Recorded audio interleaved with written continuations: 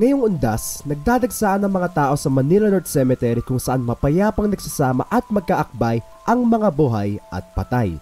Sa paghimlay ng mga yumao, kasama nila ang mga tagabantay at tagalinis ng mga nicho, ang mga residente ng sementeryo. Anumang dilim ng gabi at anumang kilabot ang abutin nila, patuloy nilang ipinapanatili ang kalagayan ng mga puntod. Pero sa trabaho na ito ay nakahanap rin sila ng sarili nilang tahanan. Halina tuklasin natin ang mga kakaibang racket dito sa Undas Special ng Job for All.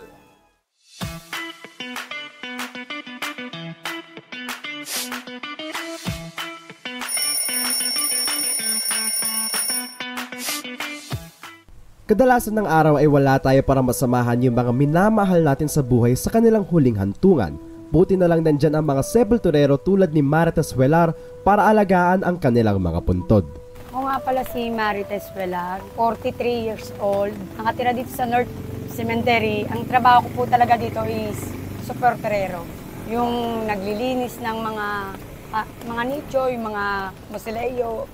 At saka kung meron din kaming mga alagang namamatayan, nakukontrata din namin para gumawa ng nicho. Number 1, yung maglinis. Hindi lang yung binabantayan mo, kundi yung kapaligiran mo para in case na hindi ka mapaalis din dito, walang reklamo. Sa isang linggo talaga, 3 beses ang namin, 3 beses sa isang linggo. Kasi ako dito, since birth ako. Pero ginawa ko yun nung siguro mga nasa 13 years old lang ako. Nung pwede na akong utusan ng nanay ko, gano'n na maglinis. Kasi ang bayaran sa amin monthly. Minsan 100 monthly, 150, hindi pare-peros, pero meron kaming whole year ang bayaran tuwing November 1 nga. Ngunit paano nga ba yung proseso ng paglilinis at pananatili ng mga nicho? Pinakitaan kami ni Marites kung paano niya ginagawa yung trabaho na ito kahit sa kalagitnaan ng ulan. Pinipinturahan ko siya ng itim. Ngayon kapag tuyo na siya, lilihain ko siya, yung pinakaukit niya lang ang matitira dyan. Kailangan lang pipinturahan mo siya para mabasa yung pangalan, lumitaw. Parang mukhang bago ulit. Kasi nga sa sobrang, di ba, 1 year lang to ginagawa. Opo. Nabubura yung pinakapintura niya rin. Kaya since ganito mag-uukasyon ng November 1, pipinturahan mo siya, tapos pag tuyong-tuyo na yan, gaganyanin mo siya. Ang matitira lang siya, yung lettering lang. Ang kami lang, pipinturahan lang namin siya ng gold o kaya itim.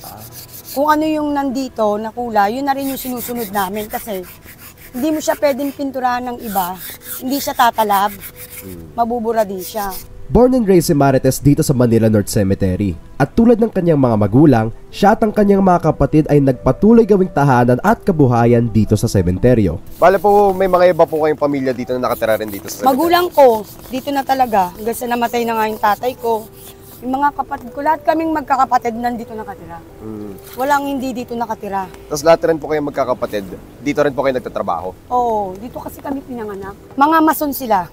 Yung mason, ibig sabihin nun, sila talaga yung gumagawa ng nicho tsaka ng mga mausoleo. Yung para maging mausoleo, sila yung magagawa, itatayo.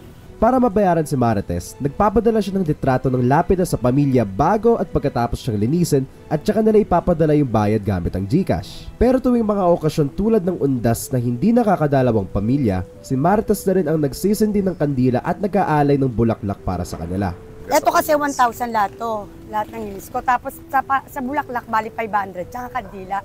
Nilalagyan ko na rin siya ng bulaklak kasi nga hindi sila nakakadalaw talaga. Kahit tuwing undas po? Hindi, dumadalaw lang sila tuwing birthday at kamatayan lang ng anak nila. Hindi lang taga-linis si Marites, kundi taga-bantay rin siya ng mga lapida. Dahil ang realidad sa mga public na sementeryo ay mayroong mga nagva-vandalize ng mga nicho na ito. Isa lang yung purpose nila, yung lapida, para mabantayan ko, para yung lapida hindi mawala. Kasi meron din dito mga gabi-gabi na mga tumatambay ng kabataan na mga adik. Pag nagtitrip sila yung lapida, binabasag nila. E di ngayon pag nawala yung lapida na basag, wala na silang palatandaan kung nasa na yung nila, di ba? Subukan natin tulungan si Marites sa isa sa mga pinakasimpleng paglilinis ng puntod, ang pagwawalis. Kaya madali lang naman siguro ito, no?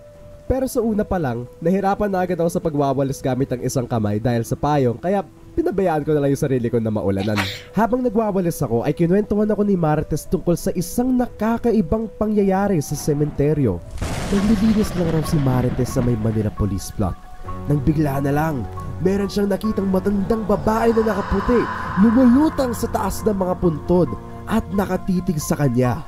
Nung nilapitan niya, bigla na lang raw nawala. at kinabukasan tinrangkaso daw siya. Ginawa niya na lang raw ay nagtirik ng kandila kung saan niya nakita lumulutang yung matanda at nawala rin daw yung sakit niya maya-maya. Ay, sorry, nawala ako. Saan na nga ba ulit tayo? Isang araw yung ulan sa mga hadlang sa trabaho na ito dahil hindi raw sila nakakapagpintura ng lapida, nakakapaglinis ng nicho at nakakapagwalis ng maayos. Pero sa naranasan ko sa pagwawalis sa puntod at sa pananaw ni Marites Huelar, ang pagiging sepulturero ay job for all. Kung talagang porsigido ka. Kasi kapag hindi ka rin naman porsigido, wala rin naman mangyayari, di ba? Ako lang kasi madiskarte lang talaga ako, porsigido. Kasi alam ko naman lahat dito, pag madiskarte ka dito, mabubuhay ka, magkakapera ka. Basta madiskarte ka lang. Sa kanilang pag-aalaga ng mga nicho, handog nila hindi lamang kalinisan, kundi na rin kapayapaan. Kapayapaan para sa mga pumanaw na at kapayapaan para sa mga nagmamahal sa kanila. Dito nagtatapos ang aming On The Special. Maraming salamat sa pagsama sa amin sa pagtuklas ng mga kakaibang racket dito sa Job for All.